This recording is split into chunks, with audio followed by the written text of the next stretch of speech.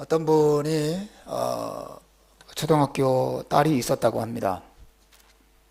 이분이 이 초등학생 딸은 유난히 질문이 많은 아이였다 그래요. 하루는 학교 선생님이 자기 딸 때문에 면담을 요청했다고 합니다. 그래서 면담을 하는데 선생님의 말씀이 따님이 너무 질문을 많이 합니다. 따님이 너무 질문을 많이 하기 때문에 도대체 수업에서 진도를 나갈 수가 없습니다. 진도 나가는 너무 장애가 되니까 따님에게 좀 질문을 좀 자제하게 해달라고 그렇게 않도록 좀 딸을 좀 주의를 주라고 그런 요청을 선생님이 했답니다. 근데 이 아버님이 그 말을 듣고 너무 충격을 받았어요. 좋은 충격이 아니라 너무 마음 아프게 생각했습니다. 그래서 자기 딸을 그 학교에서 옮겨서 질문을 자유롭게 해도 괜찮은 학교로 옮겼다고 합니다. 여러분, 이런 에피소드들은 한국에서 많이 있죠. 영어와 한국어를 각각 쓴다고 하는 면 외에 호주 학생들과 한국 학생들의 차이는 아마 질문하는 게 아닐까 그런 생각을 합니다. 상대적으로 모든 한국 학생들은 그렇지는 않겠지만 상대적으로 호주의 학생들이 또 외국의 학생들이 한국 학생들에 비해서 질문을 좀 더 많이 하는 것으로 알려져 있죠. 여러분, 질문은 대단히 중요한 것입니다. 그 질문을 해야 배울 수가 있죠. 오늘 성경 본문 속에서 우리가 만나는 사람이 바로 질문하는 사람입니다. 이 사람은 오늘 아주 중요한 질문을 던지고 있습니다. 그의 질문이 이것입니다. 나의 도움이 어디서 올까? 여러분, 한번 따라서 해보십시오. 나의 도움이 어디서 올까? 한 번 더. 나의 도움이 어디서 올까? 그냥 따라하지 말고 정말 고민되는 듯이 한번 따라합시다. 나의 도움이 어디서 올까? 네. 나의 도움이 어디서 올까? 이 사람이 질문하고 있습니다. 이 질문은 참 아름다운 질문이고 또 정직한 질문이라고 생각돼요. 왜냐하면 이 사람은 자신이 누군가의 도움이 필요한 사람이라는 것을 겸손하게 인정하고 있기 때문에 그렇습니다. 모든 사람이 이런 인정을 하는 것은 아니에요.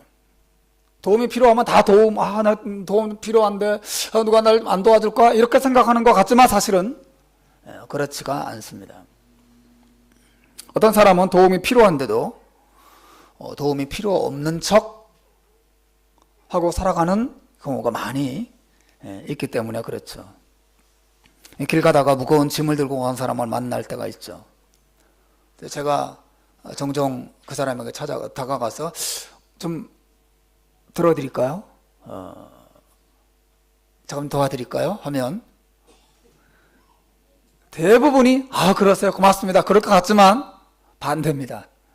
대부분의 사람들이 괜찮습니다, 저 혼자 할 수 있습니다. 그 도움을 사용합니다. 만약에 제가 송중기라면 다르게 반응할지도 모르겠어요. 근데 제가 이렇게 다가가면 다들 괜찮습니다, 안 오셔도 됩니다, 안 도와주셔도 됩니다, 이렇게 반응을 하더군요. 근데 여러분, 좀 무거운 쇼핑백과 같은 짐이라면 괜찮을 수 있지만, 도움을 거절하는 것이 괜찮을 수 있지만, 인생의 무거운 짐이라고 한다면 좀 문제가 달라질 수 있겠죠. 그 인생의 짐이 자기 혼자의 힘으로는 도저히 극복할 수 없는 그런 무거운 문제라면, 도움이 필요한데도 도움을 요청하지 않는 것, 도움이 필요 없는 척하는 것은 아주 심각한 문제가 될 수도 있겠습니다. 몇 년 전에 제 주변에 우울증에 시달리는 한 사람이 있었어요. 이 사람은 우울증 때문에 아무도 만나지 않았습니다. 심지어 자기가 낳은 아이도 돌보기를 거절했어요. 그리고 어떤 사람에게 어떤 좀 좋은 느낌을 가지게 되면 그 사람에게 집착을 하기 시작했어요. 계속 전화하고 만나고.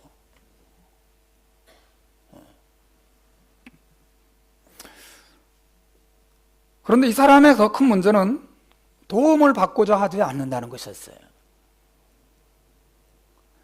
이 사람에게 사실은 상담이 필요하고 대화가 필요하고 약물 치료가 필요하고, 하지만 이 사람은 그 모든 것을 거절했습니다. 자신에게는 큰 문제가 없다고 생각했던 거죠.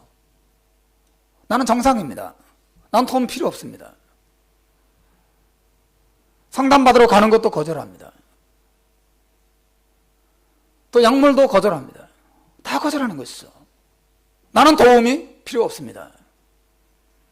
분명히 그 사람에게 많은 문제가 있고 많은 아픔이 있고 많은 슬픔도 있고 우울함이 있는데도 그들을 덮고 아닌 척하고, 또 그 사람 때문에 많은 문제가 발생하고 있고 많은 주변 사람들이 고통당하고 있는데도 그것을 인정하기를 거절하고 있었어요.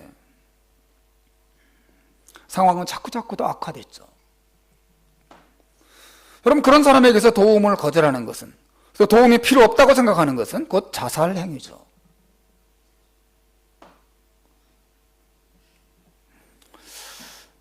여러분, 도움이 필요하다고 하는 것은 우울증에 걸린 그런 사람만의 상황일까요?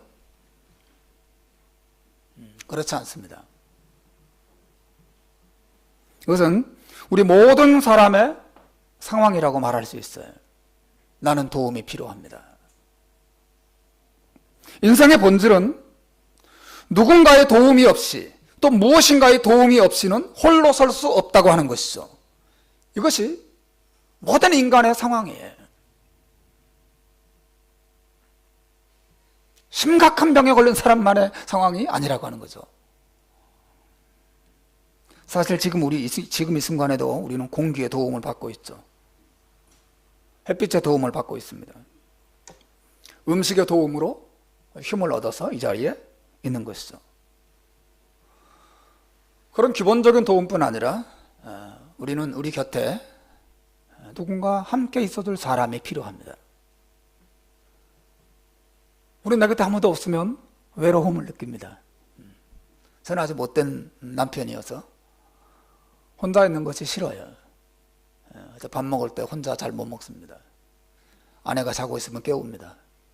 여보, 일어나. 내 옆에 와서 좀 앉아 있어줘. 여튼 그런데 아내는 좀 착해서, 저보다는 1000배 만배 착해서 일어나 줍니다. 제 옆에 앉아 있어 주고. 저는 외로움을 좀 많이 타는 사람인 것 같아요. 우리는 도움이 필요합니다. 사랑이 필요합니다. 인격적인 돌봄이 필요합니다. 그건 나만의 문제가 아니라 우리 모두의 문제이죠. 그 말은 우리가 스스로 완전하지 않다고 하는 것이에요. 우리는 무엇인가에 의지해서 살아가야 하는 존재라고 하는 것이죠. 우리 모두가 그렇습니다. 그러므로 여러분, 나는 도움이 필요 없어요 라고 말하는 것은 자살 행위예요. 뿐만 아니라 그것은 자기가 신이 아니라 인간이라는 사실을 잊고 있는 아주 교만한 태도인 것이죠. 교만한 것입니다. 뿐만 아니라 나는 도움이 필요해요 라고 말하는 것은 부끄러운 일이 아니에요. 이상한 일도 아닌 것입니다. 너무 자연스러운 일이에요. 정직한 태도입니다. 더 나아가서 그것은 아주 지혜로운 태도라고 말할 수 있어요. 왜? 그래야 도움을 받을 수 있으니까. 나는 도움이 필요해요. 우리 모두에게는 오늘 본문 시인의 이러한 자세가 필요합니다. 나의 도움이 어디서 올까? 나는 도움이 필요합니다. 어디에서 내가 필요한 도움을 얻을 수 있을까? 여러분, 이 질문 얼마나 중요한 것입니까? 사실 오늘 이 시간 여러분이 던져야 될 중요한 질문이 바로 이것이 아닐까 생각합니다. 나의 도움이 어디서 올까? 시드니에 이 질문을 던져야 될 사람이 얼마나 많습니까? 그럼 모든 사람들이 던지고 있습니까? 정직하게 나는 도움이 필요합니다. 어디에서 도움을 찾을 수 있을까? 고민하고 겸손하게 정직하게 도움을 찾고 있습니까? 그렇지 않습니다. 많은 사람들이 적당히 덮고 있습니다.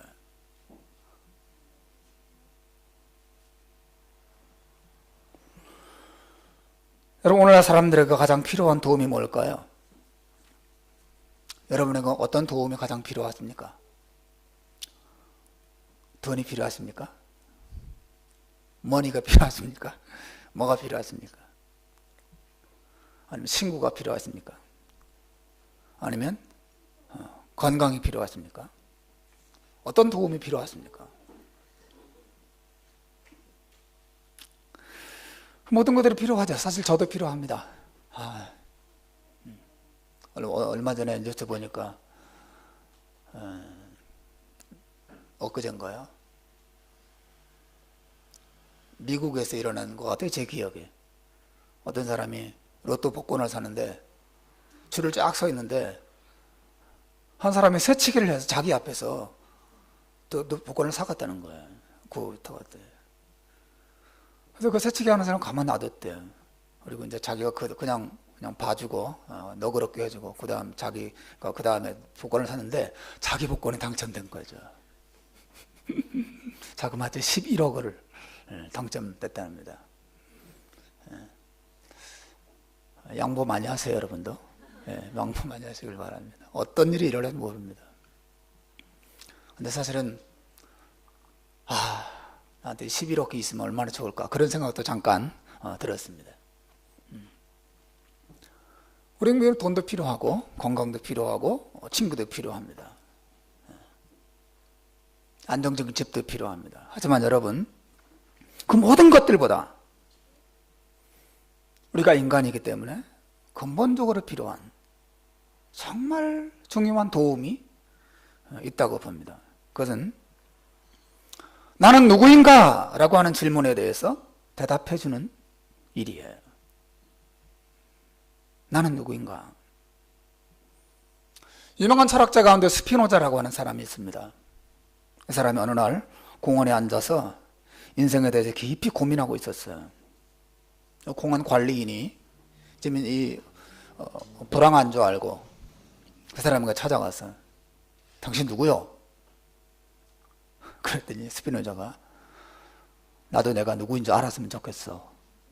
이렇게 대답하고 자리를 떴다고 합니다. 나도 내가 누군지 모르겠어.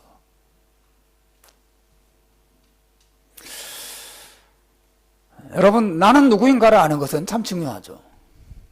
여러분 아세요? 나는 누구인가? 난 어디에서부터 왔는가? 나는 왜 이곳에 있는가? 나는 왜 살아가고 있는가? 나는 지금 어디로 가고 있는가? 어떻게 살아야 되는가? 여러분 자신에 대해서 어느 만큼 알고 계세요?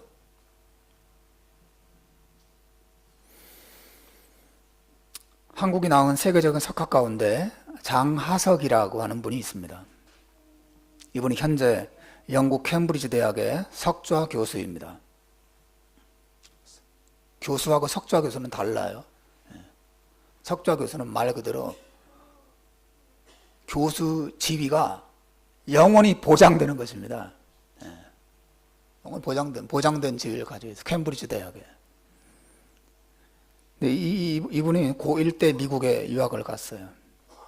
그리고 고1 때 영어를 처음 배우기 시작해서 2년 만에 그 미국 10대 명문 고등학교를 수석으로 졸업하게 됩니다. 그리고 그 사람이 미국 캘리포니아 공과대학의 물리학과를 졸업하게 되고 스탠퍼드 대학에서 철학 박사 학위를 받습니다. 이 사람은 1967년생이에요. 이 사람이 28살 때 런던 대학의 교수가 됩니다. 10년 동안. 20대에. 이 사람은 67년생이고 제가 65년생이거든요. 나는 뭐 했나 이런 생각이 들더라고요. 이 사람이 그 양력을 읽는데. 그리고 2010년 40세에 캠브리지 대학의 석좌 교수가 되죠. 근데 이분의 전공은 원래 물리학입니다. 물리학을 전공해서 공부하다가 나중에 철학으로 바꾸고 나중에는 지금 현재는 캠브리지에서 과학 철학이라고 하는 과목을 지도하는 교수가 되죠.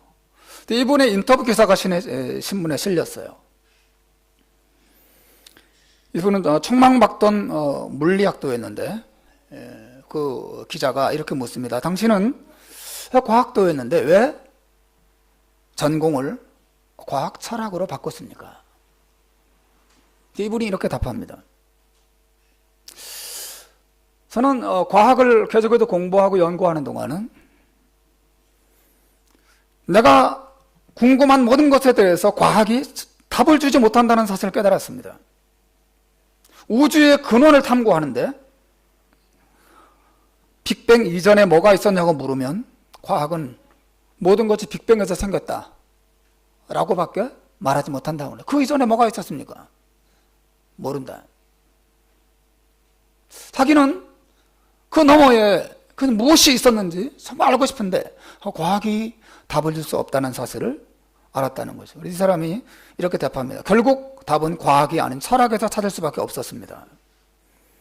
과학에서 추구하는 답은 한 가지지만 철학은 더 많은 답을 줍니다. 그러고 나서 결정적인 답을 말을 하는데 물론 저는 아직 어느 쪽이 진리인지 잘 모르겠습니다. 여러분, 이 사람은 크리스천은 아닌 것 같아요.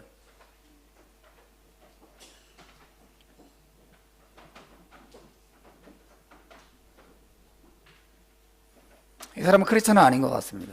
하지만 어느 정도 지혜로운 사람은 분명합니다. 왜냐하면 이 사람은, 이 장하석 씨는 자신이 아직 모른다는 사실을 알고 있기 때문이고 그것을 알고자 힘쓰고 애썼다는 것이죠. 나는 누구인가? 나는 어디로부터 왔는가? 어디로 가고 있는가? 나의 도움이 어디서 올까? 내가 이 어디서 내가 누구인지 답을 찾을 수 있을까? 이것이 이분의 고민이었어요. 나의 도움이 어디서 올까?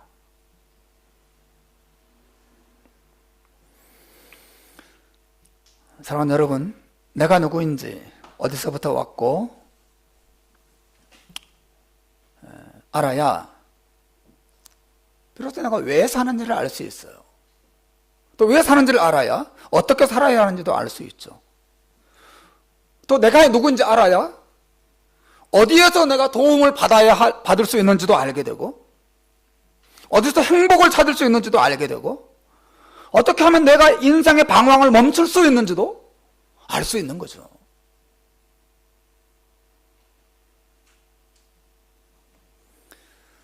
그런데 여러분, 불행하게도 사람들은 이 질문에 대해서 스스로 절대로 대답할 수가 없습니다.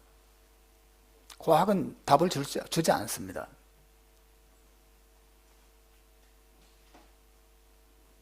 도움이 필요합니다. 나의 도움이 어디서 올까? 감사하게도 오늘 이 본문의 질문은 정직한 질문일 뿐 아니라 행복한 질문이기도 해요. 왜냐하면 이 질문은 자신이 어디에서 도움을 얻어야 될지 몰라서 부르짖는 질문이 아니라 도움이 어디서 오는지 찾았기 때문에 외치는 질문이기 때문에 그렇습니다. 찾았다. 오늘 본문을 보시면 시인이 나의 도움이 어디서 올까라고 질문한 다음에 곧바로 스스로 이 질문에 대해서 대답하고 있어요. 나의 도움이 천지를 지으신 여호와에게서로다. 나의 도움이 어디서 올까? 이것은 자기가 어디로부터 도움을 받을 수 있는지 또 누가 나에게 행복을 줄 수 있는지, 누가 나에게 만족을 줄 수 있는지, 누가 나에게 진정한 확실한 대답을 줄 수 있는지 찾지 못해서 헤매고 있는 그런 고민 속에서 나오는 질문이 아니에요. 이 질문은 확신 속에서 찾았기 때문에 스스로 문제를 질문하고 스스로 답하고 있는 것이죠. 이 사람은 아주 행복한 사람이에요. 이 사람은 자신이 필요한 모든 종류의 도움, 인생을 살아가는 데 필요한 지혜, 필요한 사랑, 필요한 행복, 필요한 힘과 용기, 이 모든 도움이 어디로부터 오는지 찾은 사람입니다. 하나님으로부터 이 모든 도움이 오는 것이구나. 여러분, 시인의 이러한 깨달음과 결론은 이 시인 한 사람만의 결론이 아니에요. 사실은 성경 전체의 주제죠. 오늘날 온 세상을 향한 성경의 메시지는 이것입니다. 하나님은 살아계십니다. 성경의 메시지예요. 이 세상과 우리는 저절로 우연히 생긴 것이 아닙니다. 하나님이 이 세상과 우리 창조주이십니다. 우리의 모든 도움은 하나님으로부터 옵니다. 우리의 구원과 우리의 행복은 하나님으로부터 온다는 사실을 성경은 끊임없이 우리에게 말해주고 있는 것이죠. 나의 도움이 어디서 올꼬? 세상은 그렇게 질문을 합니다. 우리의 도움이 어디로부터 오는가? 성경은 대답합니다. 너의 도움, 네가 찾는 도움은 너를 지으시고 우주를 지으신 하나님 안에 있다는 사실을 성경은 말하고 있습니다.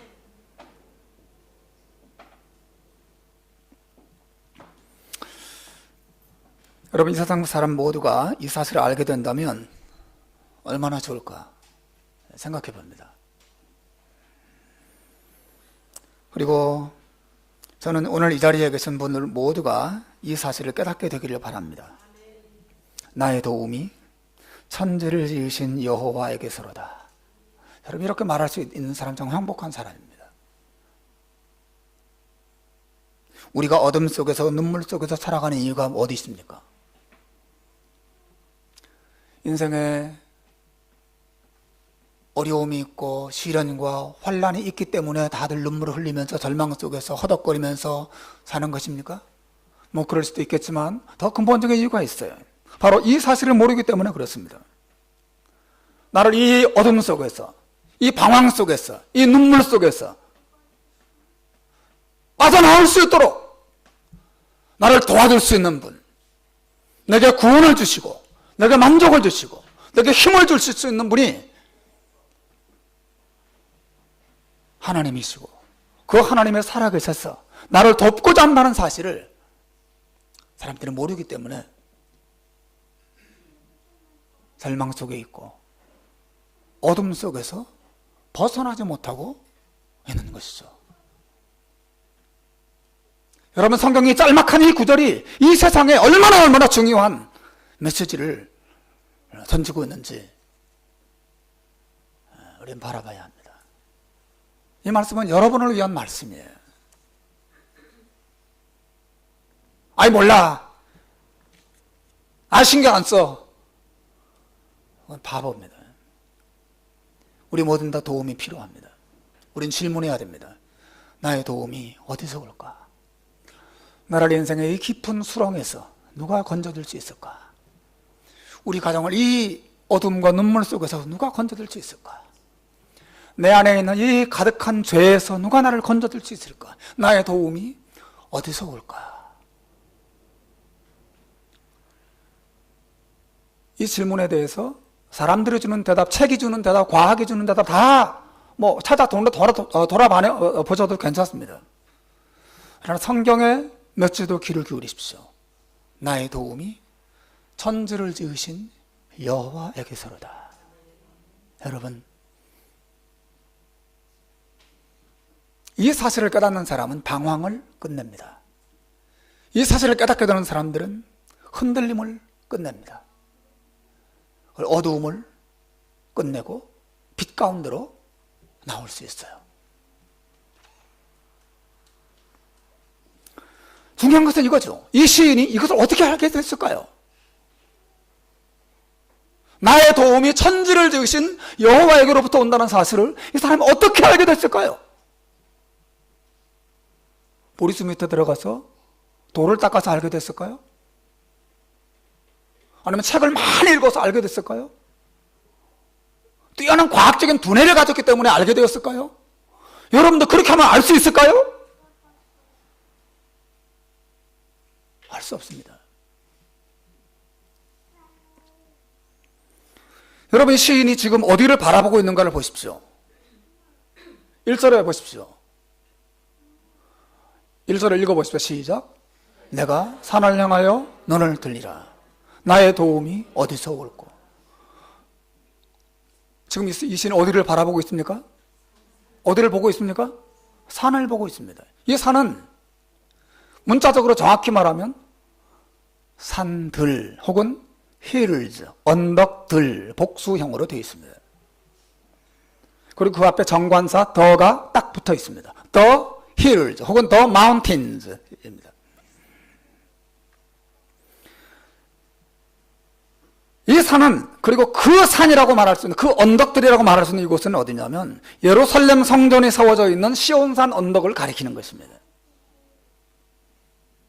일반적인 어디나 있는 그런 언덕이나 산이 아니라 the hills.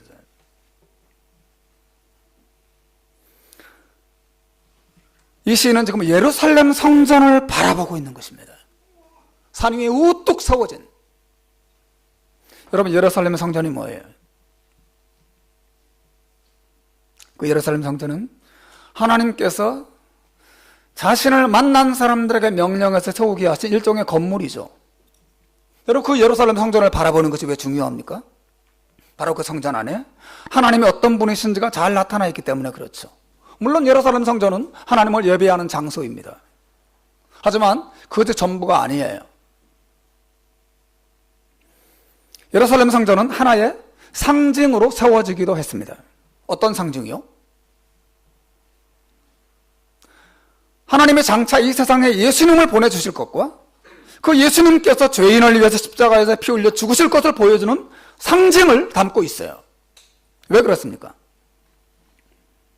예루살렘 성전 안에서 날마다 드려지는 제사가 그것을 보여주기 때문에 그렇죠. 제사. 하나님께서는 죄인이 하나님께 나아가서 하나님을 만나려면 반드시 자기 죄 대신 죽어주는 짐승의 피를 가지고 나오라고 명령하셨어요.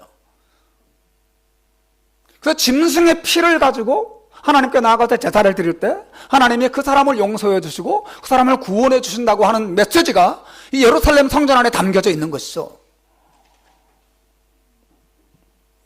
그리고 이것은 하나님께서 먼 미래에 예수 그리스도를 세상에 보내줄 것에 대한 예언입니다. 그분이 오셔서 죄인을 대신해서 십자가에 피 흘려 죽으실 것, 그리고 그분의 피를 통해서 용서받을 것에 대한 분명한 예언을 담고 있는 것이 예루살렘 성전인 것이죠.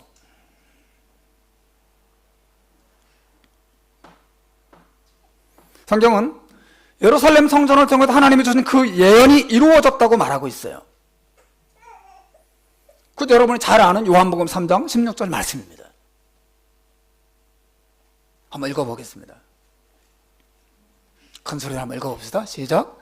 하나님이 세상을 이처럼 사랑하사 독생자를 주셨으니 이는 저를 믿는 자마다 멸망하지 않고 영생을 얻게 하려 하심이라. 신약 성경은 이것을 말하고 있습니다. 하나님이 예루살렘 성전을 통해서 약속하셨던 먼 미래의 메시아를 보내서 메시아가 와서 십자가에 피 흘려 죽을 것과 그의 피로 용서받을 것, 그의 피로 구원이 이루어질 것이 드디어 성취되었다. 예수님은 정말 오셨고 그분이 죽으셨고 그분이 부활하셨고 그분의 십자가의 죽음과 부활을 통해 우리의 모든 죄가 용서되었고 하나님의 구원이 이루어졌다고 말하고 있어요. 사랑하는 여러분, 이 시인은 지금 예루살렘 성전을 바라보면서 거기서 드려지는 제사를 바라보면서 하나님을 생각할 수 있었던 것이죠. 이 시인은 자신을 사랑하시는 하나님을 만났습니다. 그 성전을 보면서. 그 성전 안에는 하나님이 죄인을 얼마나 사랑하는지,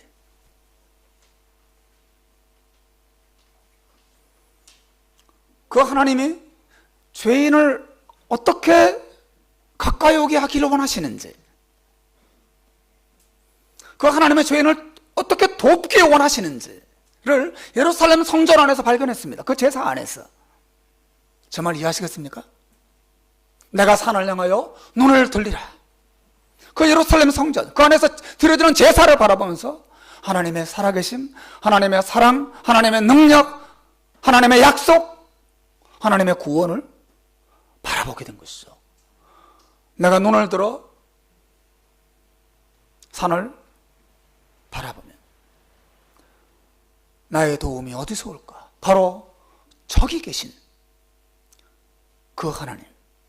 나의 모든 도움은 저분이 온 천지 만물을 지으신 것처럼 그분의 능력과 사랑에 있다고 고백하고 있는 것이. 사랑하는 여러분, 이게 성경의 메시지입니다. 사실 우리는 이 시인보다 더 확실한 증거를 가지고 있는 거예요. 이 시인은 예루살렘 성전을 바라보면서 하나님의 살아계심과 하나님의 사랑과 하나님의 도우심을 발견했다면, 우리는 그 예루살렘 성전보다 더 확실한, 정말 그것을 이루신 하나님의 아들의 십자가를 바라보면서 우리를 도우시는 하나님, 우리를 구원하시는 하나님, 우리를 구원하기 위해서 일하시는 하나님, 우리를 사랑하시는 하나님을 발견할 수가 있는 것이죠. 나의 도움이 어디서 올까요? 여러분, 예수님의 십자가는 낭설이 아니에요. 과학적인 사실입니다. 역사적인 사실이에요. 실제로 예수가 십자가에 죽었습니다. 여러분, 역사책에도 안 배우셨어요?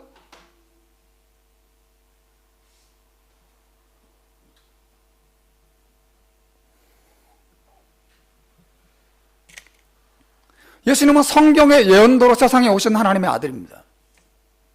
그분은 갑자기 오신 분이 아니에요. 하나님 오래전, 바로 이 구약에 이런 예언 그대로 예수님이 세상에 오셨습니다. 그분은 성경의 예언도로 십자가에 죽으셨습니다. 그리고 성경의 예언도로 부활하신 것입니다.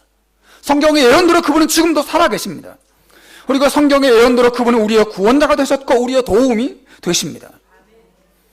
성경의 하나님은 침묵하시는 하나님이 아니에요. 성경의 하나님은 우리를 그냥 무관심하게 버려두시는 하나님이 아닙니다. 그 하나님은 일하시는 하나님이세요. 우리를 도우시는 하나님, 우리를 사랑하시는 하나님, 우리를 구원하기를 기뻐하시는 하나님이신 것입니다. 이것이 기독교입니다.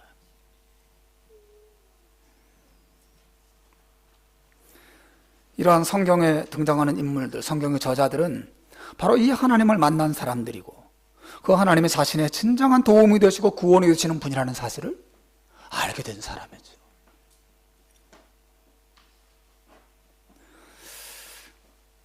내가 산을 향하여 눈을 들리라.